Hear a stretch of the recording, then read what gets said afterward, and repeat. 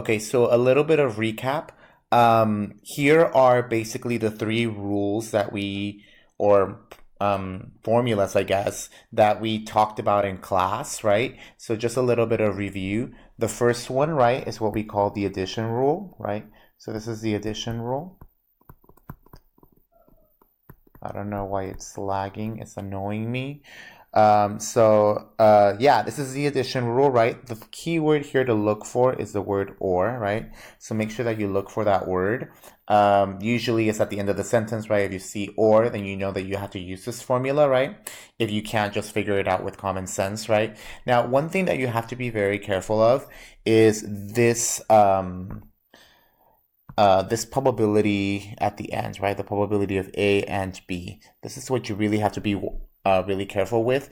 This has to be given, right? If you are doing this type of addition rule problem, you have to make sure that the probability of A and B is given to you. And usually there are going to be given. So you don't have to calculate this. Should not be calculated. So this is going to be given. It's going to be given to you either in a contingency table. Okay, so either in a contingency table or in a word problem. I don't know why it's doing that. It wasn't doing that before, but okay. So it's either going to be in a contingency table or in a word problem. Okay, and it's always going to be given. So you don't have to calculate. Don't start multiplying together. If you know that you have an or problem, you need to look, okay, where is my probability of A? Where is my probability of B? Somewhere in the problem. Where is my probability of A and B? So they should be there, okay? Unless they're disjoint, then in that case it's 0. Okay. Now, the other rule, right, that we talked about was the multiplication rule, right? So this thing is the multiplication rule, right? And when we're going to use this, right, we say probability of A and B is equal to probability of A times probability of B given A. So remember, this little line thing means given.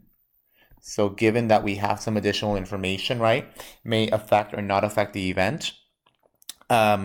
Usually the way that when we use these types of problems are in replacement problems. So I may say something like, we have a bag of marbles, right? Replacement, okay?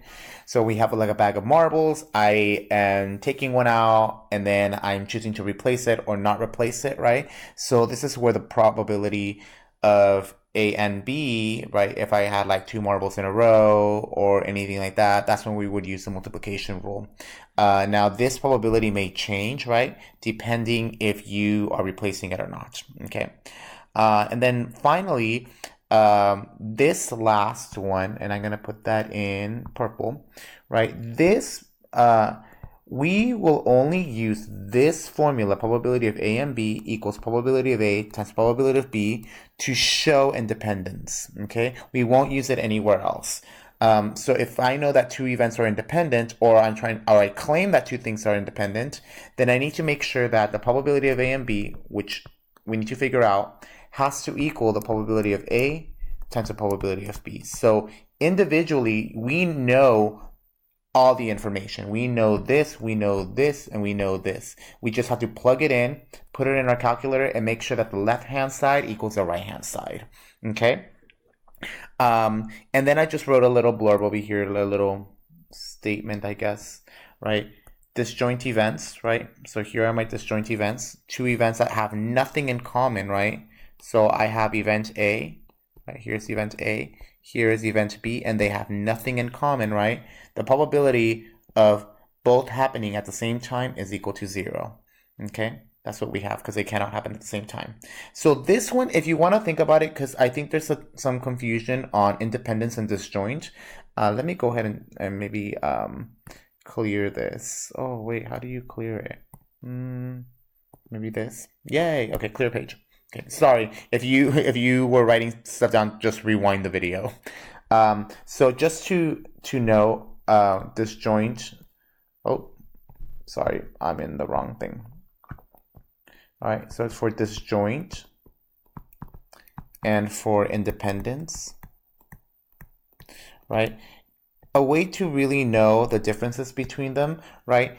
With disjoint means cannot happen at the same time, right? Cannot happen at the same time. Okay, oh my gosh, why is it lagging? Okay, I'm annoyed. Hopefully you guys can see this. So cannot happen at the same time. Independence means they both do not affect each other, okay? Events do not affect each other. Events do not affect.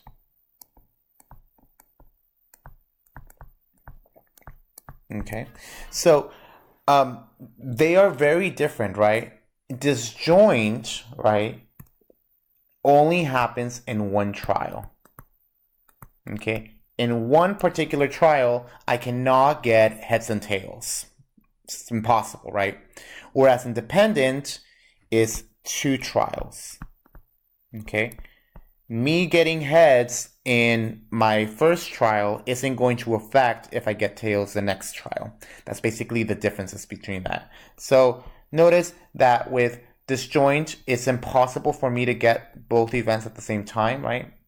Right? Whereas independent, right? Well, you know, it is possible for me to have this sort of intersection in here. It's possible.